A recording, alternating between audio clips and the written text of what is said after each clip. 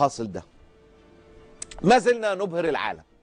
وزير السياحة هشام زعزوع عمل حفلة سماها الليلة المصرية في برلين، والحقيقي كانت ليلة بقى.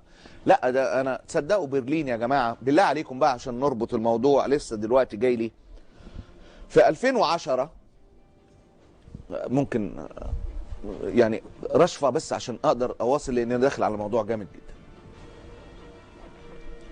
بشكر مشاهدينا الكرام وفريق العمل الحقيقة انه سمح لي بهذه الرشفة. في 2010 على ذكر برلين يعني كنت انفردت حقيقة بتحقيق صحفي وجبت فيديو هتلاقوها يا جماعة الفضيحة للترويج للسياحة المصرية في برلين على ذكر الحفلة لسه فاكرها دلوقتي. هقول لكم قصة لطيفة جدا بخصوص هذا الموضوع. عملتوا عليها سيرش حقيقة هتجيبوها يا جماعة بمنتهى السهولة. المهم هشام زعزوع عمل حفلة اسمها الليلة المصرية في برلين، والحقيقة كانت ليلة بقى. قال لك ليلة مصرية يا فندم هيبقى فيها ايه؟ اكيد رقص وبتاع. والله دي كانت الليلة المصرية، ليلة رقص ساخن عشان نجذب السياح ويجوا مصر يتفرجوا عندنا. قال لك اللي ما بيحبش الرقص قال لك نخاطب قلبه ونعرض له مشاهد مؤثرة. والله الوزير عرض صور لمجموعة من المصريين البسطاء واللي بيشتغلوا بالمجال السياحي، والتي تتمثل في شاب بيحمل تماثيل مقلدة وسلع سياحية بمنطقة الأهرامات، وصورة أخرى لصاحب حنطور بالأقصر. وقال الوزير للحاضرين إن صاحب الحنطور وقفه خلال زيارته للأقصر وقال له يا وزير شايف الحصان ده وشايف ابني؟ قول لي أجيب أكل لمين فيهم؟ الوزير قال إنه كوزير يتحمل مسؤولية العاملين بالسياحة وللحصان طبعا حتى لو ما جابش سيرته. دعا الجانب الألماني إنه يدفع الحركة السياحية لمصر عشان المشهد ده أثر فيه جدا. المصريين اللي اشتركوا في المؤتمر اعتبروا ان ده اهانة للعاملين بالقطاع السياحي ووصفوه بالتسول وابتزاز الالمان. في الوقت نفسه انتقد عدد كبير من خبراء السياحة بالبحر الاحمر العروض اللي قدمها الوفد السياحي المصري خلال مشاركته في بورصة برلين السياحية العالمية الاسبوع الماضي. واكد الخبراء ان ما حدث يعتبر فضيحة لمصر بكل المقاييس، خاصة مع اعتماد الوفد المصري على عدد من الراقصات في الدعاية للسياحة المصرية بالبورصة العالمية. الدكتور مجدي صالح رئيس شركات السياحة غرفة السياحة السابق شركات السياحة السابق بالبحر الأحمر قال إن ما حدث يسيء لمصر، خاصة ما حدث من مشادات بين وزير السياحة والمستثمرين السياحيين.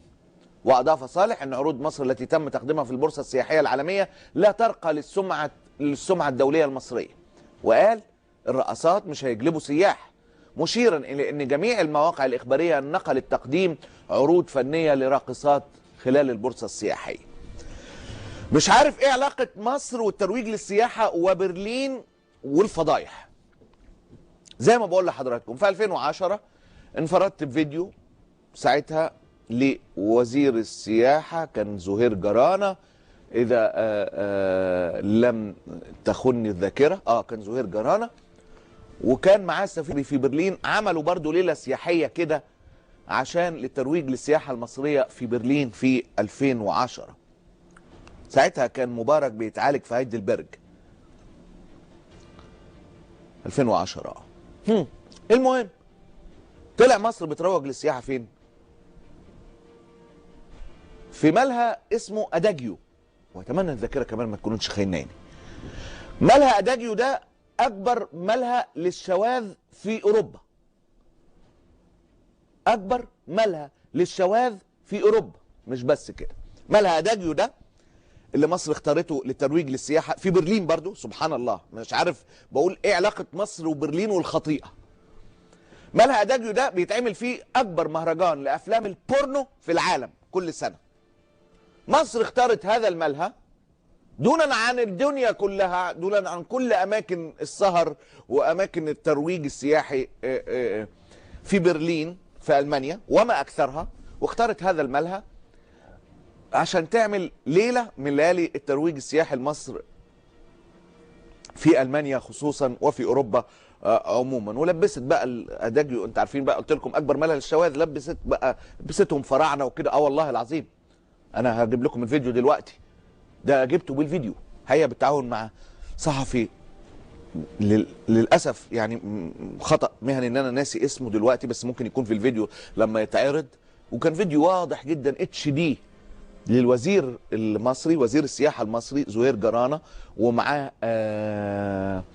سفير مصر في المانيا، وهم الاثنين داخلين يفتتحوا معرض الترويج لمصر في برلين، في اداجيو، اكبر ملهى للشواذ في اوروبا، والملهى اللي بيستضيف اسبوع او مهرجان افلام البورنو، اكبر مهرجان لافلام البورنو في العالم. ده كان في 2010 في نهايات، في خواتيم عصر مبارك، وفي خواتيم عصر السيسي برضو اللي جه بدري ان شاء الله. ان شاء الله مصر بتروج في برلين حقيقه بالصور، كل وكالات الانباء نازله. ده ايه علاقه ده بمصر؟ قال لك وهو كانت ايه علاقه غادة عادل وهي بتغمز في الاوبريت اللي اتعمل مصر قريبه؟ قال له انا في المدرسه، انا في المدرسه في مسرح مصر كان في لقطه المسرحيه الاسبوع اللي فات، قال له انا في المدرسه كانوا بيسموني السهله، مصر قريبه. طب مصر عندها حاجه تاني؟ لا والله ما عندهاش حاجه تاني، هي عندها الرقصه دي، وعندها الوزير اللي شحت واللي وقعت الراجل والحصان وابنه اثرت عليه. يعني ايه؟ يعني تسول ودعاره حقيقه، تسول وفن. انا اسف، انا اسف بجد، بعتذر. تسول وفن. كان في غرزه في البتاع ما حدش قدر يرصد الغرزه، هي تسول وفن. دي وسيله الترويج. يا ريت تجيبوا لي بس بقى الفيديو يا جماعه، اكيد اشتغلنا عليه، اللي هو بتاع من جزئين رائع جدا حقيقه فيديو. وكان مين بقى اللي جبته للتعليق ده برضه؟ شوف عشان اقول لك ان احنا كلنا لا تقسو على حد، سيبك من التريقه، لا تقسو على حد، لان كلنا كنا مغفلين. وابدا بنفسي. مين كنت جايبه؟ الوطني الشملول اللي بيعلق معايا الفيديو، اذا برضه الذاكره ما خانتنيش، انا بفتكر معاكم الموضوع ده على الهوا والله.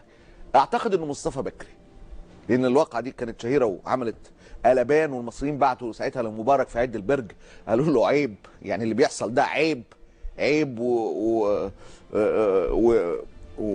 وما يرضيش حد ولا يرضي ربنا حقيقه. فاعتقد ان اللي دخل معايا كوطني مخلص في هذا التوقيت هو مصطفى بكري. اعتقد ان هو كان مصطفى بكري حقيقه في هذا المشهد. في سر بين مصر وبرلين والخطيئه حقيقه. ما علينا، ما علينا. موظفو الجمارك في مطار القاهرة تسببوا في ارتكاب وقعة محرجة مع الفنان براين آدمز خلال مغادرته لمصر، وذلك عقب كتابة رقم 3802 على الجيتار الخاص به مرفقا بتوقيع كتابي للموظف أسفله. ونشر الفنان الكندي عبر صفحته الرسمية على الفيسبوك صورة للجيتار بعد الكتابة عليه، موضحا أنه تم تصنيعه سنة 1957. يعني حاجه كده اثريه ومهمه جدا ولا تقدر بمال. الفنان عايز يقول يعني كده اللي مصر كتبت عليه رقم كانه عهد. وكان الفنان العالمي براين ادمز يتواجد في مصر لاحياء حفل شركه اورانج ساويرس تحت سفح الاهرامات بمشاركه 2 من العازفين المصريين. وحقيقه تساءل ناس كتيرة وممكن انضم ليهم بسهولة، ايه اللي زعل براين ادمز؟ ده تذكار. قال له تذكار ابني بيسبح بيه كل يوم عشان لما يجي مصر تاني يفتكر. وبعدين انت تحمد ربنا انك خدت البتاع، خدت الجيتار مكتوب عليه بقى متخربش. في ناس بتاخد على قفاها في مصر، وناس بتتبعت. دي الناس برضو اللي بتاخد قفاها دي في مصر والله وهي خارجه بتحمد ربنا، لان في ناس تانية بقى او تالتة غير الناس. يعني ناس الجيتار اتكتب عليه رقم وزعلانين، وناس تاخد على قفاها وزعلانين، في ناس تالتة بقى اتبعتت في توابيت زي ريجيني تذكار لايطاليا. بس هو ما كانش كله على بعضه، هو في حته وضوافره في حته وصوابعه في حته. عزكم الله، يعني انا اسف ان انا بزعجكم كده، يعني شويه حاجات كده بعت لايطاليا برضو. مصر يا ساده. ده موظف الجمارك الجيتار عادي يكتب عليه فدا الجمارك المصريه وفدا مصر. وده حال مصر اللي عايزه تجيب السياحه، طلعني فاصل بالله عليك يا عبد الحميد، طلعني فاصل.